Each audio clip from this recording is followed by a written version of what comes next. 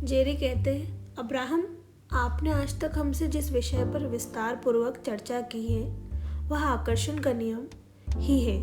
मुझे याद है कि आपने इसे सबसे शक्तिशाली नियम बताया था।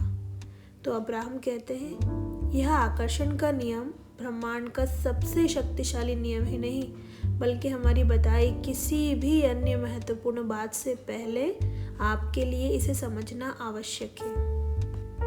अपने साथ घटे या घट रही घटनाएं किसी अन्य के साथ घटती घटनाओं को देखकर आप जो कुछ भी महसूस करते हैं उसके पूर्व आपको इस नियम को समझ लेना आवश्यक है।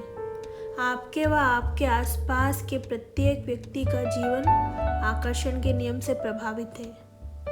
आपको अनुभव होने वाली सभी घटनाओं का मूल आधार यही है। उद्देश्यपूर्ण जीवन बिताने के लिए आकर्षण के नियम के प्रति जागरूकता तथा इसके कार्य करने की शैली को समझना बहुत आवश्यक है। वस्तुतः आप जिस प्रकार का आनंदपूर्ण जीवन बिताने यहाँ आए हैं उसमें यह बहुत महत्व रखता है। आकर्षण का नियम कहता है, जो एक जैसे होंगे उनमें आकर्षण होगा।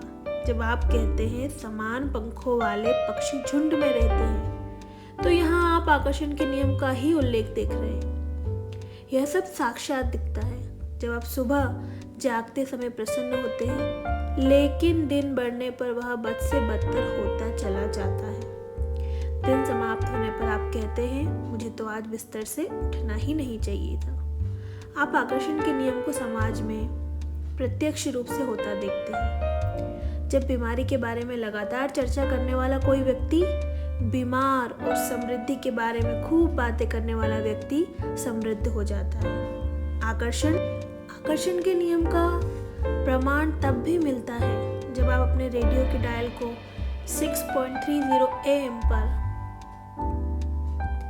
सेट करके प्रसारण टावर से 6.30 AM का ब्रॉडकास्ट प्राप्त करने की अपेक्षा करते हैं। यहाँ आपको पता है कि रिसीवर व प्रसारण टावर के बीच का रेडियो सिग्नल एक समान होना चाहिए। जब आप इस शक्तिशाली आकर्षण के नियम को समझने लगेंगे, इससे कहीं बेहतर जब आप इसका हमेशा ध्यान रखते हैं तो आप अपने आसपास इसकी मौजूदगी को आसानी से प्रत्यक्षता देख सकते हैं, क्योंकि आप अब अपने विचार एवं अपने प्रत्यक्ष अनुभव में इसका सटीक सहसंबंध देख सकेंगे। आपको कुछ भी बिना कारण अनुभूत नहीं होता, उन सभी को आपने स्वयं आकर्षित किया है। इसमें कोई अपवाद नहीं, क्योंकि आकर्षण का नियम आपके भीतर बने रहने वाले विचारों पर प्रतिक्रिया देता है। अतः यह कहना ठीक रहेगा कि अपने सत्य का निर्माण आप स्वयं कर रहे हैं। आप जो भी अनुभव करते हैं उसके पीछे आकर्षण के नियम का आपके विचारों पर प्रतिक्रिया देना है। फिर चाहे आप अतीत की किसी बात को याद कर, या तो आप ऐसा कर रहे हैं कि अतीत की किसी बात को याद कर रहे हैं, वर्तमान की समीक्षा कर रहे हैं, या तो भविष्य की कल्पना में डूबे हो। आपका ध्यान जिन भी विचारों पर केंद्रित रहेगा, आप में उसी तरह की तरंगों का निर्माण हो जाएगा और आकर्षण का नियम इसी तरह उस पर प्रतिक्रिया देता रहेगा। जब किसी व्यक्ति को जीवन में कोई अवांछित घटना अनुभूत होती है तो वे इस बात पर दृढ़ हो जाते हैं कि उनका सृजन इन्होंने नहीं किया। वो कहते हैं, मैं अपने साथ यह अवांछित कार्य क्यों करूँगा।